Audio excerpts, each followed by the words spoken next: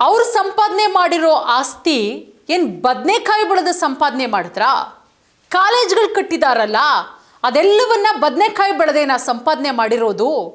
ನಾವು ಮಾತನಾಡಕ್ಕೆ ಹಿಡ್ಕೊಂಡ್ರೆ ಮಾತಾಡ್ತೀವಿ, ನಮ್ಮ ಕಾರ್ಯಕರ್ತರು ಕೂಡ ಇದ್ದಾರೆ ಅಂತ ಹೇಳಿ DK ಶಿವಕುಮಾರ್ ಅವರಿಗೆ ಟಾಂಗ್ ಕೊಟ್ಟಿದ್ದಾರೆ ನಿಖಿಲ್ ಕುಮಾರಸ್ವಾಮಿ ಅವರು.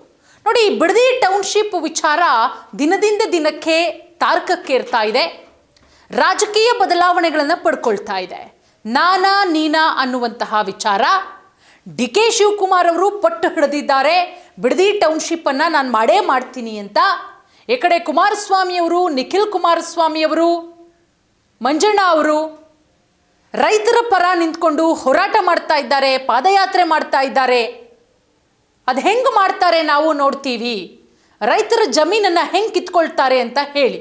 ಇಲ್ಲಿ ಹೇಗಾಗಿದೆ ಅಂತ ಹೇಳಿದ್ರೆ ರಾಜಕೀಯ ಕೆಸರೆರಚಾಟ ವೈಯಕ್ತಿಕ ಟಾರ್ಗೆಟ್ ಮಟ್ಟಿಗೂ ಕೂಡ ಹೋಗ್ತಾ ಇದೆ, ನಾನಾ ನೀನಾ ಅನ್ನುವಂತಹ ವಿಚಾರ.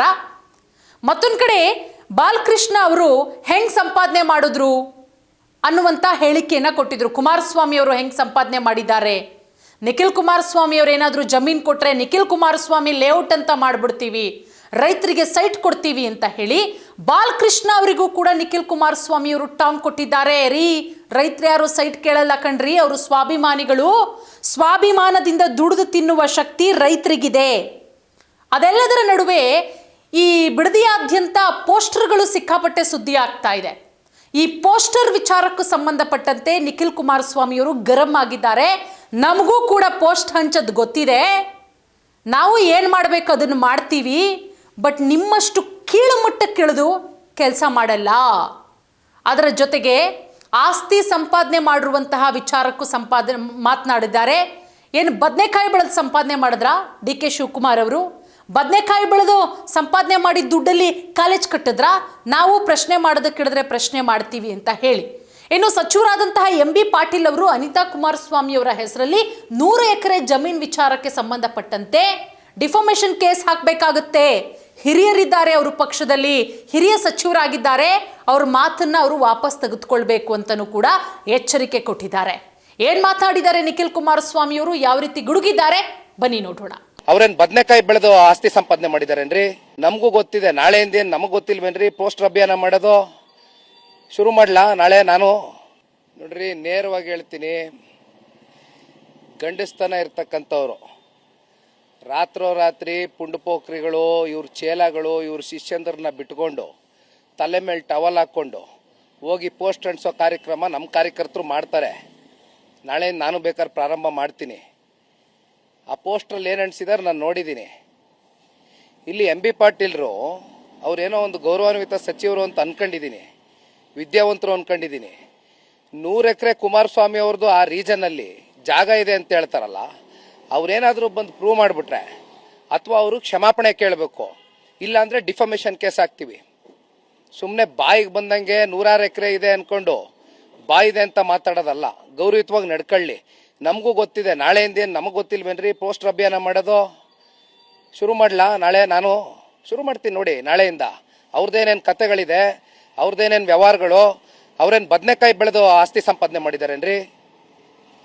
ಈಗ ಜೈಲಿಗೆ ಹೋಗ್ಲಿಕ್ಕೆ, ಭೂಮಿ ಹಗರಣದಲ್ಲಿ ಜೈಲಿಗೆ ಹೋಗ್ಲಿಕ್ಕೆ ನಿಖಿಲ್ ಕುಮಾರಸ್ವಾಮಿ ಮತ್ತೆ ಕುಮಾರಸ್ವಾಮಿ ರೆಡಿ ಆಗಿದ್ದಾರೆ ಅಂತ ಪೋಸ್ಟರ್ ಹಾಕಿದ್ದಾರೆ. ನೋಡ್ರಿ, ಈ ಚಿಲ್ರೆ ಪುಂಡು ಪೋಖ್ರಿಗಳಿಗೆಲ್ಲ ನಾನು ಉತ್ತರ ಕೊಡಲ್ಲ. ಇಲ್ಲಿ ಏನಾಗ್ಬಿಟ್ಟಿದೆ, ಶಾರ್ಟ್ ಲೀಸ್ ಅಗ್ರಿಮೆಂಟ್ ತಗೊಂಡಿದ್ದಾರೆ, ಗುತ್ತಿಗೆ ತಗೊಂಡಿದ್ದಾರೆ ಒಂದಷ್ಟು ಜನ. ಯಾಕೆಂದ್ರೆ ಇನ್ನೂ ಸಚಿವ ಸಂಪುಟ ಫುಲ್ಫಿಲ್ ಆಗಿಲ್ಲ. ಯಾರು ಅತಿ ಹೆಚ್ಚು ಕುಮಾರಸ್ವಾಮಿನ, ನಿಖಿಲ್ ಕುಮಾರಸ್ವಾಮಿನ ಬೈತಾರೆ ಅವ್ರಿಗೆ ಮಾರ್ಕ್ಸ್ ಬರ್ಕತ್ತವ್ರೆ ಕೂತ್ಕೊಂಡು ಮುಖ್ಯಮಂತ್ರಿ. ಡಿಸ್ಟಿಂಕ್ಷನ್ ಅಲ್ಲಿ ಕೊಟ್ಟು ಯಾರು ಪಾಸ್ ಆಗ್ತಿರೋ, ಯಾರು ಅತಿ ಹೆಚ್ಚು ಬೈತಿರೋ ಅವ್ರಿಗೆ ಒಳ್ಳೆ ಸ್ಥಾನ ಕೊಡ್ತೀನಿ ಅಂತ ಬಹುಶಃ ಮುಖ್ಯಮಂತ್ರಿಗಳು ಹೇಳ್ದಂಗಿದೆ. ಆ ಪುಂಡುಪೋಖ್ರಿಗಳಿಗೆಲ್ಲ ನಾವು ಉತ್ತರ ಕೊಡಲ್ಲ. ಅವ್ರಿಗೆ ಯಾರು ಕೊಡ್ಬೇಕು ಅವ್ರು ಕೊಡ್ತಾರೆ.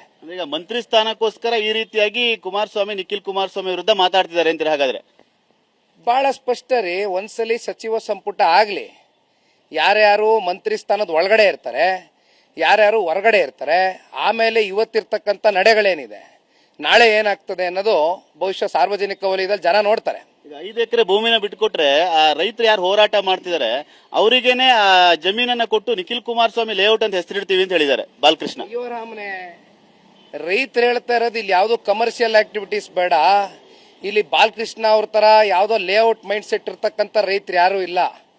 ಇಲ್ಲಿ ಕೃಷಿ ಭೂಮಿ ತಾಯಿಯನ್ನು ನಂಬ್ಕೊಂಡು ಕೃಷಿ ಮಾಡ್ಕೊಂಡು ಬದುಕು ಕಟ್ಕೊಂಡಿರ್ತಕ್ಕಂಥ ರೈತರವ್ರೆ. ಅವ್ರಿಗೆ ಯಾಕ್ರಿ ಬೇಕು ಲೇಔಟು, ಅವ್ರಿಗೆ ಯಾಕ್ರಿ ಬೇಕು ಕಮರ್ಷಿಯಲ್ ಬಿಲ್ಡಿಂಗ್ಗಳು? ಈ ಮನಸ್ಥಿತಿ ಇರ್ತಕ್ಕಂಥದ್ದು ಅವ್ರ ಬಾಸ್ಗೆ ಕೂತವ್ರಲ್ಲ ಸ್ಟೇಟಸ್ ಮುಖ್ಯಮಂತ್ರಿ. ಮೊನ್ನೆ ಸ್ಟೇಟಸ್ ಸಿಕ್ಕಿದೆಯಲ್ಲ ಮುಖ್ಯಮಂತ್ರಿಗಳ ಸ್ಟೇಟಸ್ಸು, ಅವ್ರಿಗೆ ಬೇಕಾಗಿರ್ತಕ್ಕಂಥದ್ದು ಇದು ಕಮರ್ಷಿಯಲ್ ಆಕ್ಟಿವಿಟೀಸು, ರೆಸಿಡೆನ್ಷಿಯಲ್ ಆಕ್ಟಿವಿಟೀಸು. ರೈತರಿಗೆ ಬೇಕಾಗಿರ್ತಕ್ಕಂಥದ್ದು ನೆಮ್ಮದಿ ಜೀವನ, ಸ್ವಾಭಿಮಾನದ ಜೀವನ. ಆ ಸ್ವಾಭಿಮಾನದ ಜೀವನ ಆಗ್ಬೇಕು ಅಂತಕ್ಕಂಥದ್ದಾದ್ರೆ ಅದು ಕೃಷಿ ಭೂಮಿ ಆಗ್ಬಿಟ್ಟು ರೈತರಿಗೊಂದು ಗೌರವ ಕೊಡಿ. ಬಹಿರಂಗ ಚರ್ಚೆ ಕುಮಾರಸ್ವಾಮಿ ಅವರು ಕರೆದಿದ್ದಾರೆ, ವಿಧಾನಸೌಧದಲ್ಲಿ ಚರ್ಚೆ ಮಾಡ್ಲಿಕ್ಕೇನು, ಅಲ್ಲಿ ಬಂದು ದೊಡ್ಡ ಗಲಾಟೆ ಆದ್ರೆ ಯಾರು ಹೊಣೆ ಅಂತ ಪ್ರಶ್ನೆ ಮಾಡ್ತಾ ಇದ್ದಾರೆ. ಅಲ್ಲ ಸ್ವಾಮಿ, ನಾನೊಂದು ಮಾತು ಹೇಳ್ತೇನೆ. ಈಗ ಮೊನ್ನೆ ಗೌರವಾನ್ವಿತ ಪ್ರಧಾನಮಂತ್ರಿಗಳನ್ನ ಇವರು ಹೊಸದಾಗೆ ಮುಖ್ಯಮಂತ್ರಿಗಳಾದಾಗ ಒಳಗಡೆ ಹೋಗಿ ಕೂತ್ಕೊಂಡು ಅದೆಂಥದೋ ನಾನು ಭಾಳ ಟೌನ್ಶಿಪ್ಗಳು ಮಾಡ್ಬಿಟ್ಟಿದ್ದೀನಿ ಮುಖ್ಯಮಂತ್ರಿಗಳೇ, ನೀವು ಟೌನ್ಶಿಪ್ ಮಾಡ್ತಾ ಇದ್ದೀರಾ ಅಂತ ಕೇಳಿ ಭಾಳ ಖುಷಿ ಆಯಿತು ಅಂತ ಹೇಳಿದ್ರು ಅಂತ ಸುಳ್ಳಿನ ವದಂತಿಯನ್ನು ಹೊರಡಿಸಿದ್ರಲ್ಲ.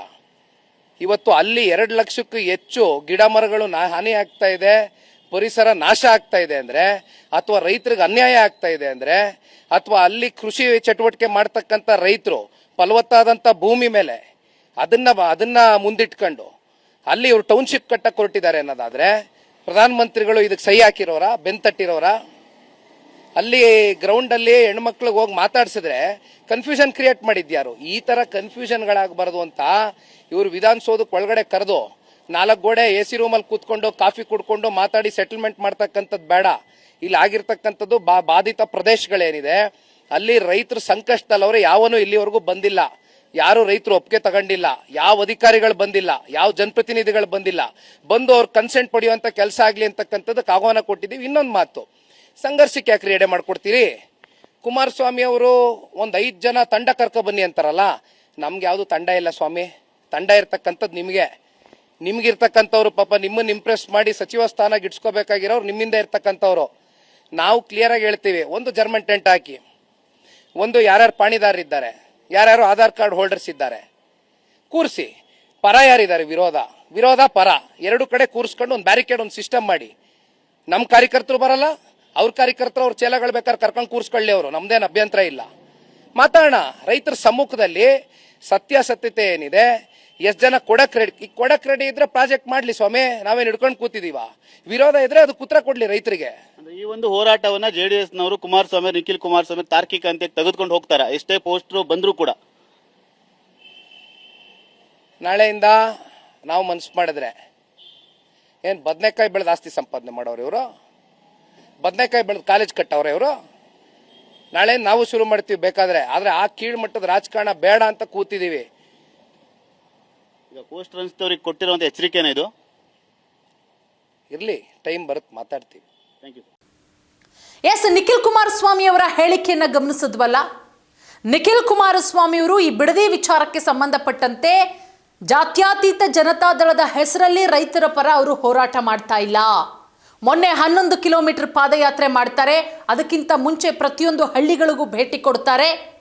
ನಿರಂತರವಾಗಿ ನಾನು ರೈತರ ಜೊತೆಗಿರ್ತೀನಿ, ಅದು ಕೊನೆಯವರೆಗೂ ಕೂಡ, ನಾನು ನಿಮ್ಮ ಕೈ ಬಿಡಲ್ಲ, 1 ದಿನ 2 ದಿನಕ್ಕೆ ಬಂದು ಹೋರಾಟ ಮಾಡಲ್ಲ ಅಂತ ಹೇಳಿ ಅವತ್ತಿಂದ ಈ ಪೋಸ್ಟರ್ ವಾರ್ಗಳು, ನಾನಾ ನೀನಾ ಅನ್ನೋ ಹೇಳಿಕೆಗಳು ಈ ಬಾಲಕೃಷ್ಣ ಅವ್ರಿಗೂ ಕೂಡ ಟಾಂಗ್ ಕೊಡ್ತಾ ಇದ್ದಾರೆ.